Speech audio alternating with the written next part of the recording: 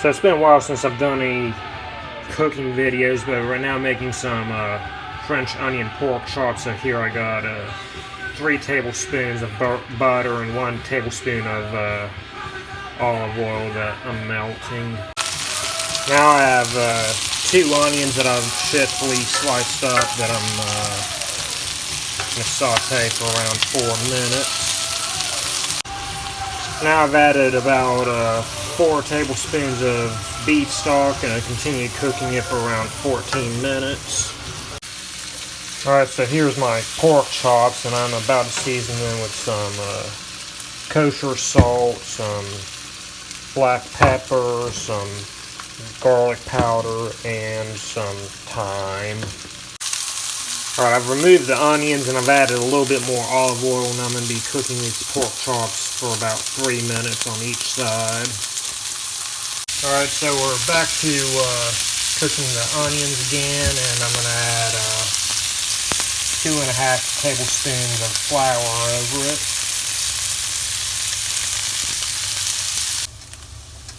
Now I'm going to add a cup of beef stock, bring it to boil.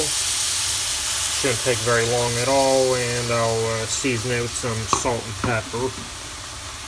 Alright, right now I'm coating it with some of the liquid from it. What I like to do is just kind of put a little bit of the onions on it, just kind of spread it around a little bit, and then remove the onions. We'll actually add onions onto it later, but right now we just kind of want a little bit of the liquid on it. Alright, now I've topped each pork chop with a slice of provolone cheese and some shredded Swiss cheese. I'm going to put it in the oven for 400 degrees for about 9 minutes. I almost forgot, but I'm also putting a sprig of fresh thyme on each. Alright, so here's the finished product. As I said, I scooped some onions over the top of it as well, but yeah, I admittedly didn't do the prettiest job of that, but yeah, it is a pretty good dish.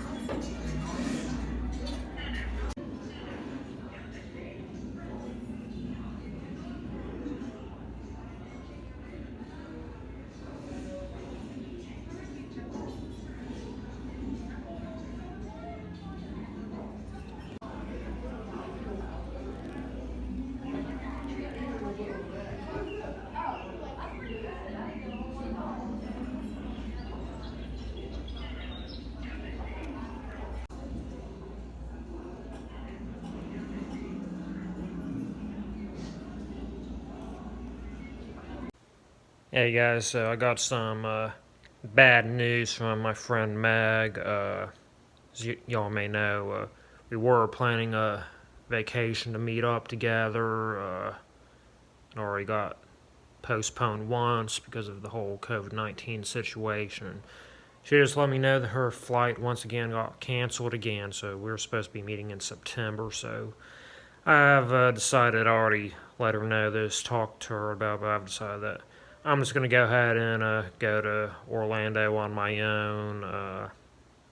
If she does end up coming to Orlando, it's going to be far enough from when I'll be going that it's not like I'm going to be turning around again and going right back. I mean, one way or another, it's going to be a good long time before we can meet up in Orlando. So I'm pretty disappointed about that. There was a lot of things very specifically that I was wanting to do with her, like, you know, there's that one roller coaster where, like, they take videos of you. I think that would be really fun to, like, get a video with her doing that, but and there's a few other things I can think of, but I mean, I've been to Universal on my own once. In fact, that's the only time I've ever been there, but I was really looking forward to hanging out with Mag, but I mean, that's just kind of how this situation is. I am pretty determined to meet up with her again eventually somewhere, but unfortunately it's just looking like it's not going to be happening this year. So I'm about to make some chicken and waffles. I had chicken and waffles at a restaurant once. I didn't really, wasn't really what I was hoping for. Kind of feel like that was a bit of a weird version of it though, because it had like bone-in chicken. so you can't really eat them at the same time. But then I found a recipe for it. I made it. Still wasn't quite satisfied with it. Then I found another recipe, which I'm about to show you, and this one I rather liked. So I already got my chicken strips here. First I'm going to be cutting them in this 2/3 cups of flour. Let's see, how much was it? A quarter teaspoon of garlic powder and half a teaspoon of onion powder. Then I'm going to dip it in this, which is 2 eggs and 2 tablespoons of water. And then we've got 2 cups of panko breadcrumbs. Alright, so now that my chicken's coated, I got it pan frying. Fry it for about 4 minutes per side. Alright, right here I have, look at my ingredients again. It's half a cup of honey, 1 tablespoon of sriracha sauce, a teaspoon of salt, half a teaspoon of garlic powder, and half a teaspoon of onion powder, and yeah, next up we're just going to let it come to a boil and then let it sit on low until we're done with the rest of the recipe.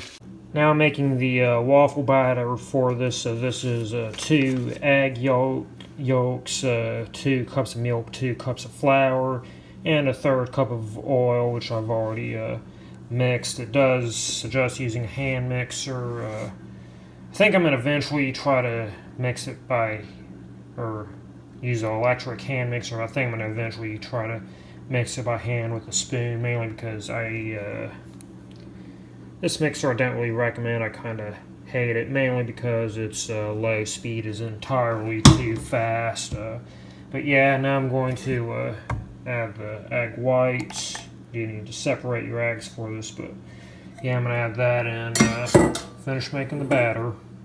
So now that my batter's done, all that there is to do is actually make the waffles, and yeah, we're just going to use half a cup at a time on the old waffle maker. I'm not entirely sure what happened, but as you can see, my waffles are coming out pretty interesting looking. I'm sure it'll still taste fine though. Alright, so all done, and here's the finished product. Hey guys, so I didn't really feel like doing a unboxing or opening video or whatever you'd call it, because I, for once, overslept. Normally I undersleep. Today I actually overslept, which I guess is nice. But as you can see, I got another mask, a Captain America mask from Proton Pens. Hey guys, I got a few things to show you today. Only one of them is actually a mail order though, so I'll start off with that. It's from Ursa Major Supply, so got more pens from them. I know they're doing another Harry Potter collaboration tomorrow with Evergood Merch. Did recently miss Evergood Merch's Star Wars bundle. I'm hoping I'll be able to get leftovers once those are released, but yeah, it's just been hard for me to find a good sleeping schedule with this overnight job that I'm working, so I'm really hoping I don't miss that one too. So let's hop into it. First one is a original design.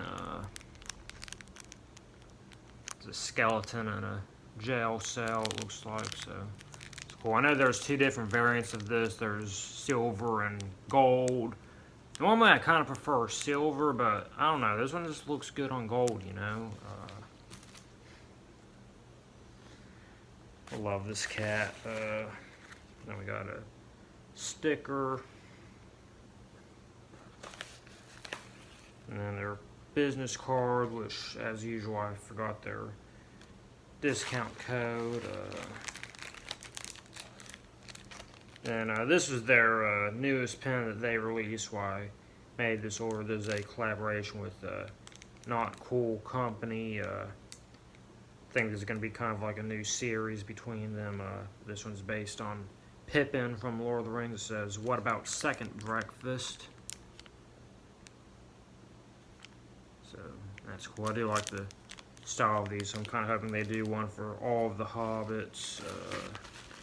And then lastly, got the Black Suit Spider-Man pen.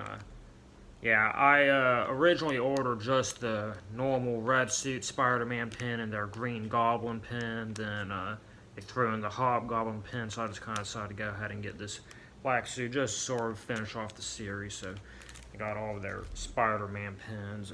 Next, if I can not knock over Thomas, just sitting there on my lap. Sorry, I kind of knock you around like that sometimes, Thomas.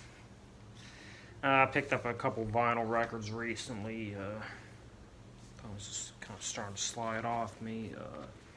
First of all, should mention both of these I actually already own on other mediums. But yeah, we got Pink Floyd's Animals.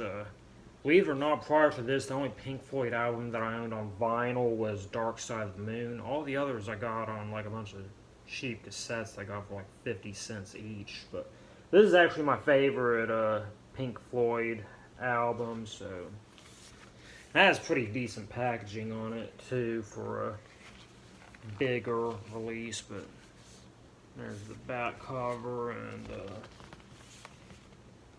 gatefold, and it's got a custom sleeve with lyrics on it. Probably my favorite song on here is Pigs, 3 Different Ones, and I was looking up live performances of it. They have one of Roger Waters, because for the most part all the Pink Floyd members are just doing solo projects now. They still perform a lot of their songs live, but I saw one of Roger Waters doing it, and like he had a bunch of like pictures and quotes of Donald Trump in the background. And it's kind of terrible and awesome at the same time. Yeah, and then I do rather like the center labels that are on this one too. So yeah, that's Pink Floyd's Animals. And the other record that I got is Nine Inch Nails' Pretty Hate Machine.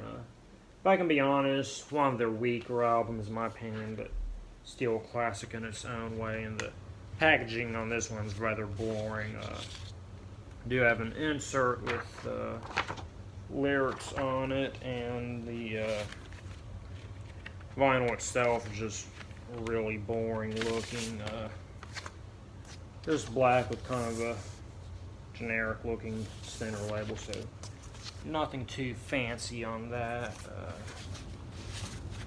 Now for this next segment, I kind of have a bad feeling it's going to go terribly with Thomas just sitting there on my lap like this, but let's see if I can do this. Alright, as you can see, Thomas isn't on my lap anymore, but he's still joining me, so that's good. I'm not going to pat him right now, though. But I got the new Kit Kat apple pie flavor. Now he's on my lap again. Thomas. Yeah, I think I have had the Japanese Kit Kat apple pie flavored in memory. They were purple, and they're pretty good actually. But let's see what the American Kit Kats are like.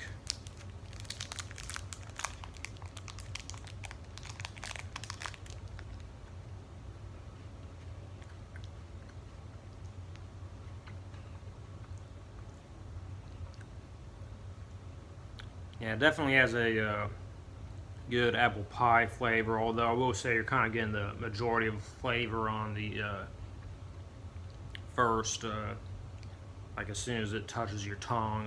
After a while it kind of fades away fairly quickly.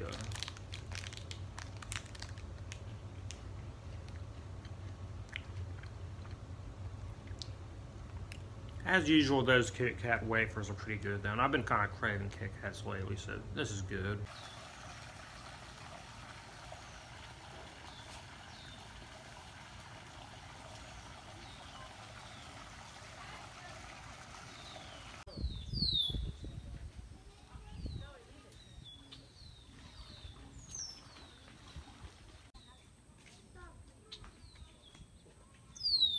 You can do it. These are all wild alligators. They are what are called nuisance alligators, which means, they did something to be here. Now, they didn't have to be a menace to society. I mean, although some of them like Shorty, he was hanging around the public swimming area. For some reason, people didn't appreciate that. I don't know why. Some of them were doing certain things, like borrowing household pets and not returning them in a timely fashion. We commonly just call those alligators Labrador retrievers. Places are now waterfront property. So if you're an alligator, there you go, pop, have a leg. You know, they lose out. But the good news is, the lucky ones end up here. Pork chops are endless. We have a lot of girls, so life is pretty good. So if you're an alligator, this is almost better than where you came from. Now, I mean, if Shorty, if he wanted to, you know, he could run over, I didn't tell you to move. He could run, he could grab me, he could drag me into the water kicking and screaming. Hopefully that won't happen, but if it does, feel free to film it. But as impressive as their land speed is, it's not designed to catch something. It is designed to get away from something. So Shorty is going to use his speed to get back to the water. And I mean, he could reach 120 miles per hour if he wanted to. So force on average. It might be a little bit more because Shorty's on the healthy side. So that's force versus pressure. And the real difference, a lot of times you'll hear the term PSI thrown in there to make it sound more impressive. If you take a pen and sign your name to a piece of paper, you can distribute about 2,000, come on, Si, get up here, about 2,000 PSI. 2,000 pounds of force would be like if we took a car and we just parked it on your head. So if you can imagine that happening, which we'll see if Shorty will break something for us. Well, come on, Chubbs, get up here. So, you know, an alligator this size, again, would be like, you know, having a car, or let's just say somebody dropped a 2,000 pound weight on your head. The good news is, alligators are not endurance animals, so if Shorty did happen to bite you, he can only hold that bite force for about 20 minutes. So, after 20 minutes, what happens? He'll build up lactic acid, he'll get quite fatigued, he will let go, you can continue your day, and life's good. Now, what he wants me to do right now is he wants me to stick my head in there for pictures. Y'all ready? I'm just kidding. Come on, Shorty, you ready, my man? He's like, oh, I'm fired up. Break it. Hold on to it. What you gonna do with it? Ouch. That's just cool, isn't it? See, that's why pigs don't like to swim right there. Now you'll watch. He's gonna take that leg. I mean, it's already fractured in several pieces. He's gonna swallow it whole. Inside of his stomach, they produce enough hydrochloric acid where they can digest essentially everything. And you know, 80%, can I have that leg back, Shorty? He's like, nope, can't have it back. All right, come on, Jabba, get up here. 80% of their diet in the wild can actually consist of turtles. So, you know, turtles are a big percentage of their diet. And, you know, they don't take that shell off the turtle. They bite it, it shatters in a million pieces, and then they swallow it. Sorry there, Jaws. That's called the path of least resistance. So far, so good. All right. Come on, Jabba, front and center. Let's go. You know, the stomach capacity on these animals, those is actually massive. They can eat about a fifth of their body weight. So, you know, if you're a big guy, 400 or 500 pounds, yeah, that sounds pretty impressive. But when you start talking about, you know, some of our largest fellas out here, like my man Mighty Max, that big guy that's holding point in the corner, he's the second largest alligator. You heard me calling his name. Come on over, Mighty Max. You know, Mighty Max is in that upper 13 range. You know, he's weighing 900 at some time.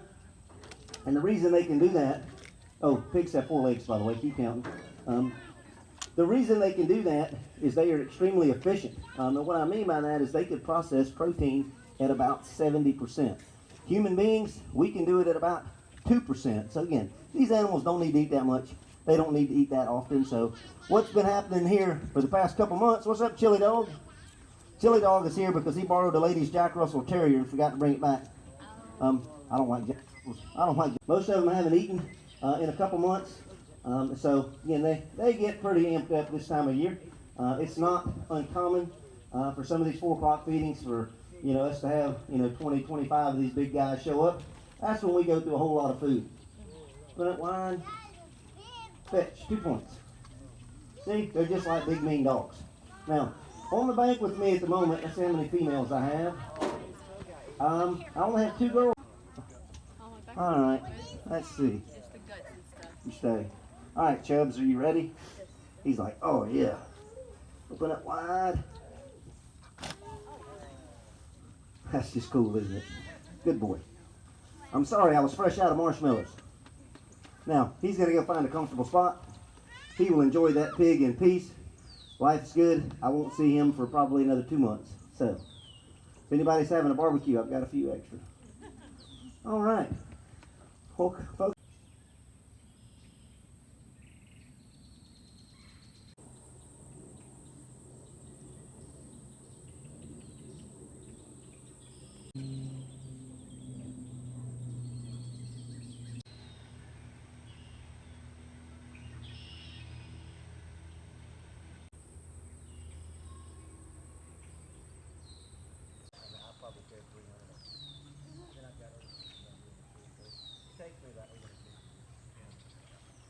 and that, and I don't even count the small ones. Yeah, yeah, I don't even count the small ones. Cause it's, if it's not 40 or 50 pounds. That's my favorite alligator. That's Simon. What's up, Simon? He's one of my. I have two blind alligators, Simon and Hank. Do you know a name of everyone? Not everybody's name. You have to earn a name. A name has got to be earned. Sounds like Nancy Pelosi. I like everybody. I don't have an enemy in the world. Have a good one. Appreciate it.